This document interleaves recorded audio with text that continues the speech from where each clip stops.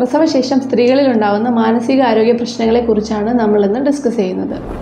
സാധാരണഗതിയിൽ പ്രസവശേഷം സ്ത്രീകൾക്ക് ഒട്ടനവധി മാനസികമായും ശാരീരികമായ ചേഞ്ചസ് ഉണ്ടാവുന്നുണ്ട്. ഇതിന് കാരണം സ്ത്രീ ഹോർമോണുകൾ, അതായത് പ്രൊജസ്ട്രോൺ, ഈസ്ട്രജൻ മുതലായ ഹോർമോണുകളിൽ ഉണ്ടാകുന്ന സഡൻ ആയിട്ടുള്ള ഒരു ഡ്രോപ്പാണ്.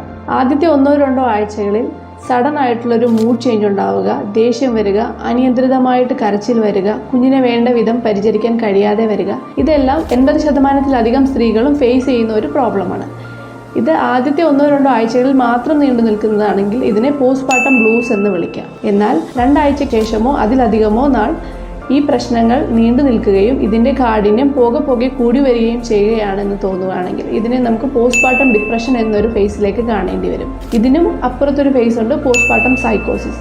സോ പോസ്റ്റ്പാർട്ടം ബ്ലൂസ് അതിൻ്റെ കാഠിന്യം കുറയുന്നില്ല എന്ന് മനസ്സിലാക്കുന്ന പക്ഷം നിങ്ങൾ എത്രയും വേഗം ഒരു മാനസികാരോഗ്യ വിദഗ്ധനെ കാണുകയും സൈക്കോതെറാപ്പിയോ മരുന്ന് ചികിത്സയോ ആവശ്യമെങ്കിൽ അതനുസരിച്ച് മുൻപോട്ട് പോവുകയും ചെയ്യേണ്ടതാണ്.